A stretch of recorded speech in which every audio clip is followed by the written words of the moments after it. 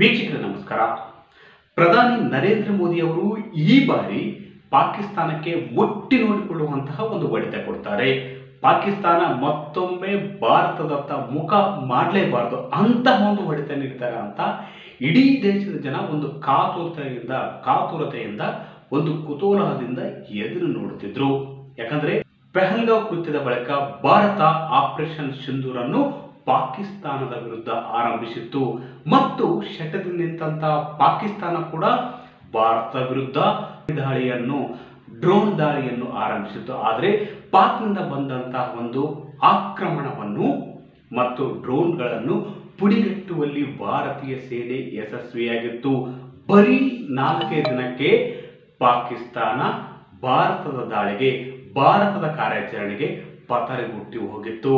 ಭಾರತದಿಂದ ಭಯಾನಕವಾದಂತಹ ದಾಳಿಗೆ ಪತರಗುಟ್ಟು ಹೋಗಿ ಮತ್ತು ಸೌದಿ ಅರೇಬಿಯಾ ಚೀನಾದಂತಹ ಹೋಗಿ ಕಾಲಿಗೆ ಬಿದ್ದಿತ್ತು. ಭಾರತವನ್ನು ಯುದ್ಧವನ್ನು ನಿಲ್ಲಿಸಕ್ಕೆ, ಕಾರ್ಯಾಚರಣೆಯನ್ನು ನಿಲ್ಲಿಸುವುದಕ್ಕೆ, ಕದನ ವಿರಾಮಕ್ಕೆ ಬರುವಂತೆ ಕಾಲಿಗೆ ಬಿದ್ದು ಅಮೆರಿಕದ ಮೇಲೆ ಒಂದಷ್ಟು ಪ್ರೆಷರ್ ಅನ್ನು ತಂದಿತ್ತು. ಹೀಗಾಗಿ ನಿನ್ನೆ ಭಾರತ ಮತ್ತು ಪಾಕಿಸ್ತಾನದ ನಡುವೆ ಕದನ ವಿರಾಮ ಒಪ್ಪಂದ ಜಾರಿಗೆ ಬಂದಿದೆ. ಬಹುತೇಕ ಭಾರತೀಯರು ಈ ಒಂದು ನಿರೀಕ್ಷೆಯನ್ನು ಇಟ್ಟುಕೊಂಡಿರಲಿಲ್ಲ. ಯಾಕಂದ್ರೆ ಪಾಕಿಸ್ತಾನಕ್ಕೆ ಈ ಬಾರಿ ಮೋದಿ ಅವರು ಪಾಠ ಖಂಡಿತವಾಗಿ ಕಲಿಸ್ತಾರೆ, ಮುಟ್ಟಿ ನೋಡಿಕೊಳ್ಳುವಂತಹ ಏಟು ನೀಡುತ್ತಾರೆ, ಮುಟ್ಟಿ ನೋಡಿಕೊಳ್ಳುವಂತಹ ಒಂದು ಹೊಡೆತ ಕೊಡ್ತಾರೆ ಅನ್ನುವ ಹೊತ್ತಿನಲ್ಲಿ, ಅದೇ ರೀತಿ ಭಾರತೀಯ ಸೇನೆ ಮೇಲುಗೈ ಸಾಧಿಸಿದ್ದಂತಹ ಹೊತ್ತಿನಲ್ಲಿ ಪಾಕಿಸ್ತಾನದಿಂದ ಬಂದಂತಹ ಕ್ಷಿಪಣಿಗಳನ್ನು, ಡ್ರೋನ್ಗಳನ್ನು ಪುಡಿಗಟ್ಟಿದಂತಹ ಹೊತ್ತಿನಲ್ಲಿ ಭಾರತೀಯರ ಒಂದು ಆಕ್ರೋಶ ಮನೆ ಮುಟ್ಟಿತ್ತು. ಈ ಬಾರಿ ಹೊಡೆತ ಕೊಡ್ತಾರೆ ಅಂತ ಭಾವಿಸಲಾಗಿತ್ತು. ಆದರೆ ಇಂತಹ ಒಂದು ವೇಳೆ ಮತ್ತು ಭಾರತ ಮೇಲುಗೈ ಸಾಧಿಸಿದಂತಹ ವೇಳೆ ಪ್ರಧಾನಿ ನರೇಂದ್ರ ಮೋದಿ ಅವರ ಸರ್ಕಾರ ಕದನ ವಿರಾಮಕ್ಕೆ ಒಪ್ಪಿಕೊಂಡಿದೆ. ಇದು ಭಾರತೀಯರನ್ನು ಒಂದಷ್ಟು ನಿರಾಶೆಗೊಳಿಸಿದೆ, ರಾಷ್ಟ್ರೀಯವಾದಿಗಳನ್ನು ಒಂದಷ್ಟು ನಿರಾಶೆಗೊಳಿಸಿದೆ. ಹಾಗಾದ್ರೆ ಪ್ರಧಾನಿ ನರೇಂದ್ರ ಮೋದಿ ಅವರ ಸರ್ಕಾರ ವಿರಾಮ ಒಪ್ಪಂದಕ್ಕೆ ಒಪ್ಪಿಕೊಂಡಿದ್ದಾದರೂ ಯಾಕೆ ಮತ್ತು ಷರತ್ತುಗಳೇನಾದರೂ ಇದೆಯಾ? ಇಲ್ಲಿ ಅಂತಾರಾಷ್ಟ್ರೀಯ ಒತ್ತಡ ಎಷ್ಟು ಕೆಲಸ ಮಾಡಿದೆ? ಅದೇ ರೀತಿ ನೆರೆಯ ಕೀಚಕ ದೇಶವಾದಂತಹ ಚೀನಾದ ಕೈವಾಡವೇನಾದರೂ ಇದೆಯಾ? ಈ ಕುರಿತು ಮತ್ತಷ್ಟು ಮಾಹಿತಿ ನೀಡ್ತೀನಿ. ಅದಕ್ಕೂ ಮುನ್ನ ನಮ್ಮ ಚಾನಲ್ ಸಬ್ಸ್ಕ್ರೈಬ್ ಮಾಡಿ, ವಿಡಿಯೋ ಶೇರ್ ಮಾಡಿ, ಲೈಕ್ ಮಾಡಿ, ಕಮೆಂಟ್ ಮಾಡಿ. ವೀಕ್ಷಕರೇ, ಪಹಲ್ಗಾವ್ ಘಟನೆಗೆ ಸಂಬಂಧಿಸಿದಂತೆ ಭಾರತ ಕಳೆದ 4 ದಿನಗಳಿಂದ ಒಂದು ಪ್ರತೀಕಾರದ ಕಾರ್ಯಾಚರಣೆಯನ್ನು ಆರಂಭಿಸಿತು. ಈ ಕಾರ್ಯಾಚರಣೆಯಲ್ಲಿ ಬಹುತೇಕ ಸ್ಪಷ್ಟವಾದ ಮೇಲುಗೈ ಭಾರತ ಸೇನೆ 3 ಪಡೆಗಳು ಸಾಧಿಸಿದವು. ಬಹುತೇಕ ಪಾಕಿಸ್ತಾನದ ನಗರಗಳ ಮೇಲೆ ಒಂದು ದಾಳಿ ಮಾಡಿದ್ದರಿಂದ ಎಲ್ಲೋ ಒಂದು ಕಡೆ ಪಾಕಿಸ್ತಾನ ಅವಿತುಕೊಂಡಿತ್ತು, ಆತಂಕದಿಂದ ಅವಿತುಕೊಂಡಿತ್ತು.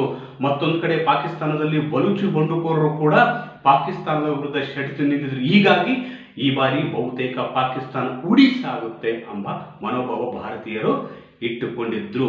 ಆದರೆ ಇಂಥ ಹೊತ್ತಿನಲ್ಲಿ ಕೇಂದ್ರ ಸರ್ಕಾರ ಕದನ ವಿರಾಮಕ್ಕೆ ಒಪ್ಪಿಕೊಂಡಿದೆ.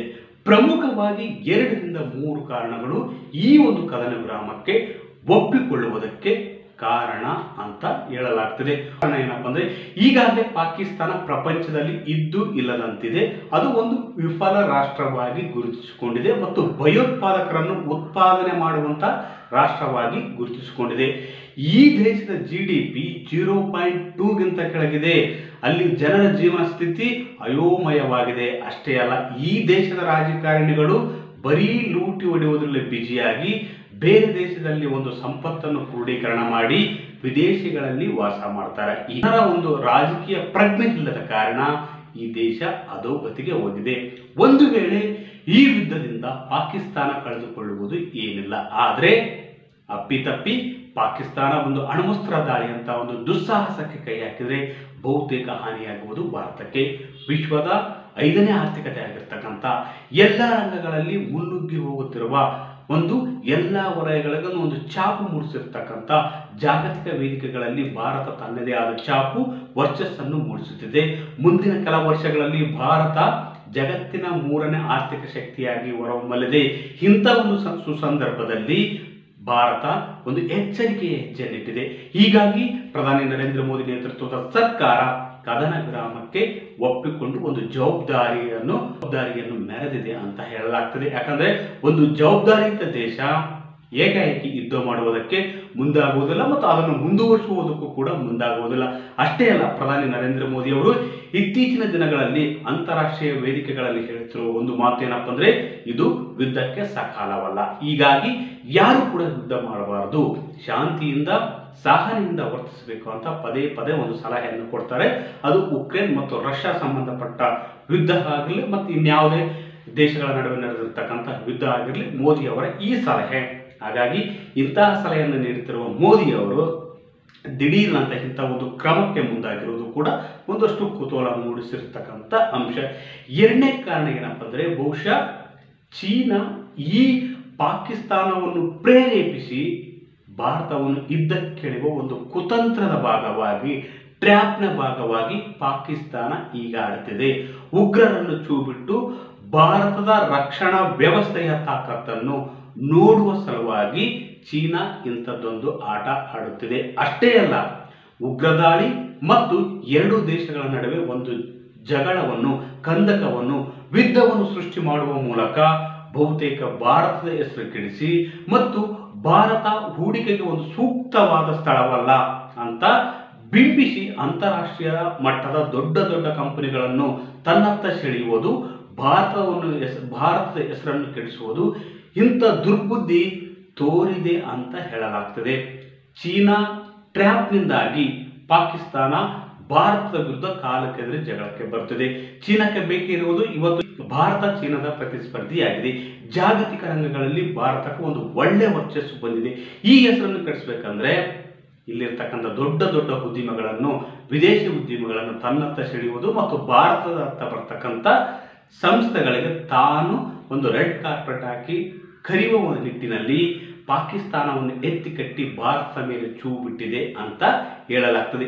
ಈ ಟ್ರ್ಯಾಪ್ ಅನ್ನು ಅರ್ಥ ಮಾಡಿಕೊಂಡಿರ್ತಕ್ಕಂಥ ಭಾರತ ಸರ್ಕಾರ ಅಮೆರಿಕದ ಮಧ್ಯಸ್ಥಿಕೆಯಲ್ಲಿ ಕದನ ವಿರಾಮ ಒಪ್ಪಂದಕ್ಕೆ ಒಪ್ಪಿದೆ ಅಂತ ಹೇಳಲಾಗ್ತದೆ.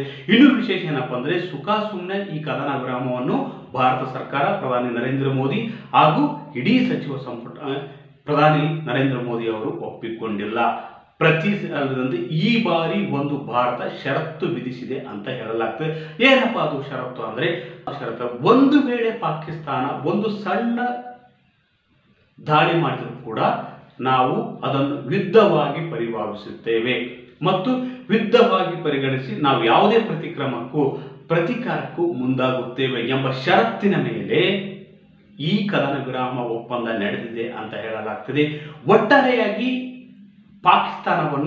ಪಾಕಿಸ್ತಾನದ ವಿರುದ್ಧ ಮೇಲುಗೈ ಸಾಧಿಸಿದ್ದ ಮತ್ತು ಈ ಬಾರಿ ನರೇಂದ್ರ ಮೋದಿ ಅವರು ಪಾಕಿಸ್ತಾನಕ್ಕೆ ಒಂದು ದೊಡ್ಡ ಹೊಡೆತ ಕೊಡ್ತಾರೆ ಎಂಬ ನಿರೀಕ್ಷೆಯಲ್ಲಿದ್ದ ಭಾರತೀಯರಲ್ಲಿ ಭಾರತದ ಸರ್ಕಾರದ ನಡೆ ಒಂದು ಸಣ್ಣ ಅಸಮಾಧಾನವನ್ನು ಉಂಟು ಮಾಡಿದೆ ಅಂತ ಹೇಳಲಾಗ್ತದೆ.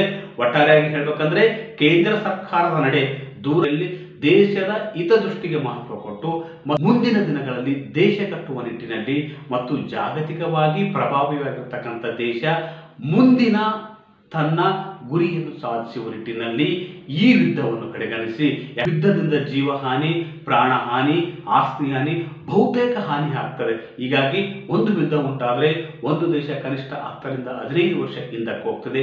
ಹೀಗಾಗಿ ಯುದ್ಧವನ್ನು ಬಿಟ್ಟು ಶಾಂತಿ ಮಾತುಕತೆಯೊಂದಿಗೆ ಒಂದು ಕದನ ವಿರಾಮ ಒಪ್ಪಂದದೊಂದಿಗೆ ಮುಂದಕ್ಕೆ ಹೋಗುವ ನಿಟ್ಟಿನಲ್ಲಿ ಕೇಂದ್ರ ಸರ್ಕಾರ ಹೆಜ್ಜೆ ಇಟ್ಟಿದೆ ಮತ್ತು ಜವಾಬ್ದಾರಿ ರಾಷ್ಟ್ರವಾಗಿರ್ತಕ್ಕಂಥ ಭಾರತ ಇದೊಂದು ಪ್ರಬುದ್ಧ ನಡೆ ಅನುಸರಿಸಿದೆ ಅಂತ ಹೇಳ್ಬೋದು. ಯಾಕಂದ್ರೆ ಜನರ ಭಾವೋದ್ವೇಗತೆಗೆ ಒಂದು ಅವಕಾಶ ಕೊಡದೆ ಕೇಂದ್ರ ಸರ್ಕಾರ ದೇಶದ ಜನರ ಮತ್ತು ಜಮ್ಮು ಕಾಶ್ಮೀರದ ಜನರ ಜೀವನವನ್ನು, ಬದುಕನ್ನು ದೃಷ್ಟಿಯಲ್ಲಿಟ್ಟುಕೊಂಡು ಮತ್ತು ದೇಶದ ಭದ್ರತೆ ಮತ್ತು ಭವಿಷ್ಯವನ್ನು ದೃಷ್ಟಿಯಲ್ಲಿಟ್ಟುಕೊಂಡು ಇಂಥ ಪ್ರಬುದ್ಧ ನಡೆ ಅನುಸರಿಸಿದೆ ಅಂತ ಹೇಳಲಾಗ್ತದೆ. ವೀಕ್ಷಕರೇ, ಈ ಮಾಹಿತಿ ನಿಮಗೆ ಇಷ್ಟವಾದಲ್ಲಿ ವಿಡಿಯೋ ಶೇರ್ ಮಾಡಿ, ಲೈಕ್ ಮಾಡಿ, ಕಮೆಂಟ್ ಮಾಡಿ.